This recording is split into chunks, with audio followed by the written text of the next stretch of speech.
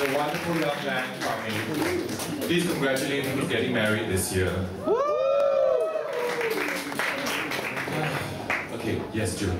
Is the next person here or not? Okay, Edmund says to keep it short. Like Edmund, is it? Like Edmund. Who said that? Bang, quiet. Out is Nate here? Oh, so cute your glasses. Okay, so here he is, his course. This is Nathaniel Tan. His course, cooperative versus competitive politics.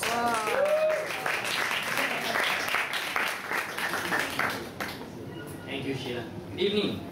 I have prepared something quite boring that's meant for an older, less sexy crowd that can afford $150 tickets, but I'll try my best. Tonight is imagining. Before we start, if you all would like a fun event organized like this, you should look up the great June Lau. Please give her a hand for her energy tonight. Pretty fun, right? Okay, tonight's tagline is imagining a tastier democracy. So let's take a walk down imagination road, okay? Now, the first question I want to ask is, why isn't our national politics a little bit more like tonight? Why don't we have a situation where candidates talk a lot about issues, they focus, they champion certain causes?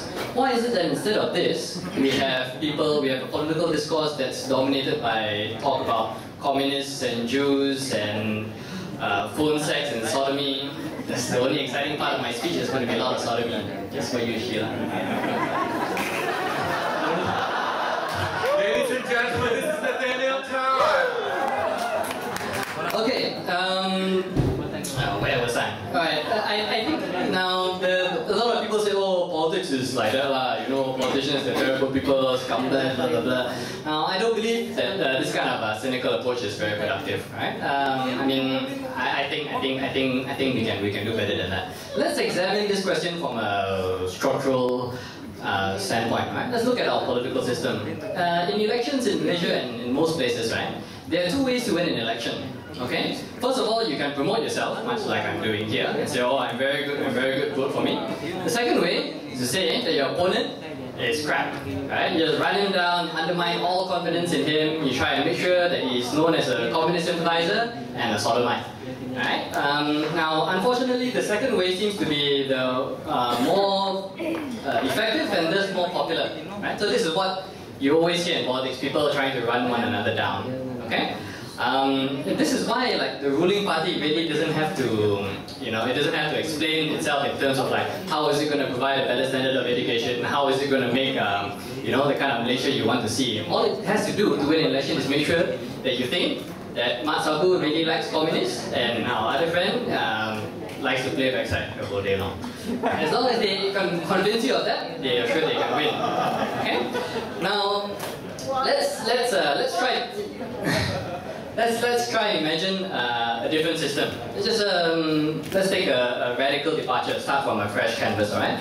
Let's say instead of having geographically defined parliamentary constituencies, where each one Gombak and all will elect one member of parliament, let's wipe away the system and let's imagine a system where the whole nation is just one constituency, right? No multiple constituencies. Let's imagine a parliament that says, say, about 100 seats. Okay? 100 seats and an unlimited number of candidates. Anybody can run for a seat in this parliament. Okay? And the 100 that are chosen are the 100 with the highest votes all around the country.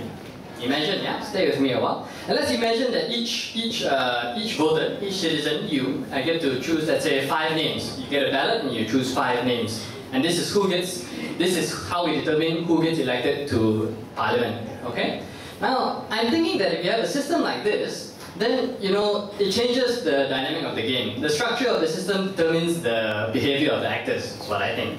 Okay, so if the system like this, it becomes a little bit like tonight's election.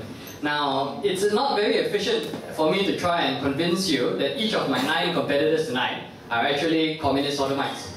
Although they are, don't tell anybody. The only way that I would win tonight's election is if I can convince you that my cause is something that you believe in, something that that resonates with you, something that's cool, right? So I think if you change the system to something like this, where you have a system where again, like the 5 people that you would vote for, the 5 people who represent something that's really important to you. You know, and you can go like one or two ways at least. You can say if you really like the environment, you can vote for all 5 people who champion environmental causes, recycling, conservation, so on. If you like a more variety, you can vote for one person who's focusing on healthcare, like Pang, one person on cost of living, like Fuad, you know, one person who maybe his focus is ensuring that Malay culture and heritage is perpetuated, one person maybe who focuses on Malacca, you know, development regionally, that sort of thing. You know, so if you have a system like this, then you create an incentive system where what politicians need to do to win is very different from what they need to do to win now. You know, so what I'm here tonight, so to speak, championing is a cause where we look at systemic change. You know, where we are brave enough to sort of like just think outside the box, throw away all the old boring stuff, and make something new. I mean, I think we should always learn from the past, which is stand on the shoulders of giants, and you know, keep whatever is working and change whatever is not. So have the kind of guts to, you know, keep changing, keep tweaking the system until we get a system that encourages the kind of healthy political culture that we want and will bring us the leaders that Malaysia really deserves. Thank you very much. Thank you very much, Nat. Let me be the giant whose shoulders you can stand upon. Which leads me to the next nominee tonight. But I have to tell a little story about myself. When I was a student, I studied political science in college, believe it or not. I did have dreams of becoming the Prime Minister of Malaysia. And now I have dreams of becoming the Prime Minister and First Lady of Malaysia. So like that, I am cooperative and competitive politics. I will compete with myself, at the same time I will cooperate with myself. So talking about being a student and politics, our next nominee is Justine Tan. And her cause, students in politics. Justine, are we ready?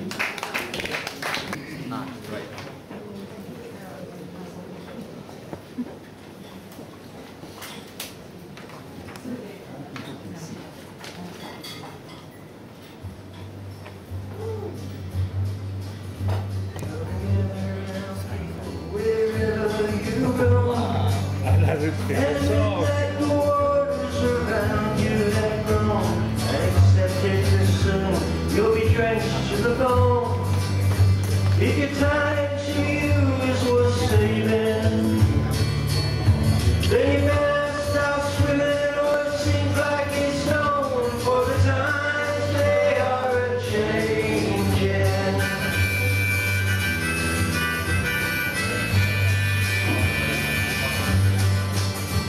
Come writers and critics who prophesize with your pen, and keep your eyes wide, the chance won't come again. And don't speak too soon, for the wheels still and spin, and there's no telling who that it's naming. For the loser now will be later to win, for the times they are a-changing.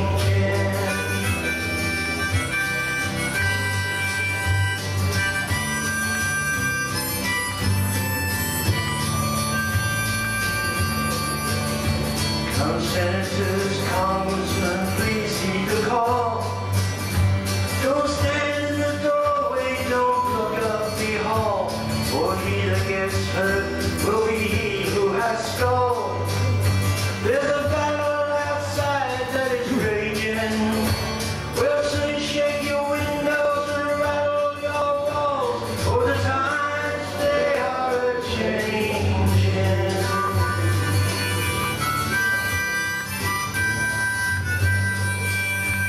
Come mothers and fathers throughout the land, and don't criticize what you can't understand.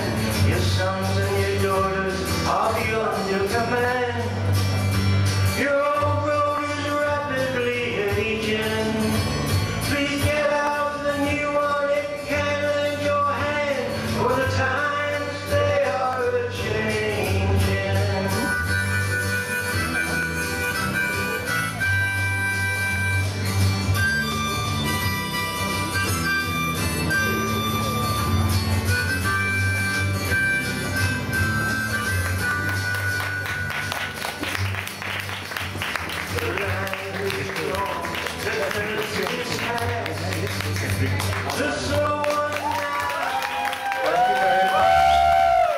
youth of Malaysia. Which one, Justin? Justine is the onion in the middle. Are you done? Okay, thank you.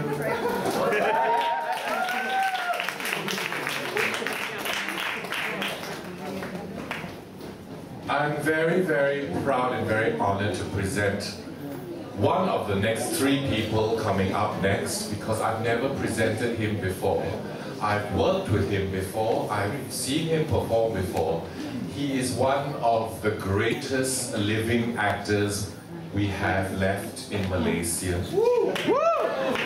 He didn't even hear me say that. You did, Kat. I love you, ladies and gentlemen. He is here with 2 other wonderful people. One is this bastard also I used to act with, who always irritates me to no end, but is also a very good actor because he's one of those very few who does the 1,000 episode RTM TV shows. But they only aired like 100 episodes. They got cancelled. And the other one is this beautiful creature I only met a few weeks ago because she came on my radio show with my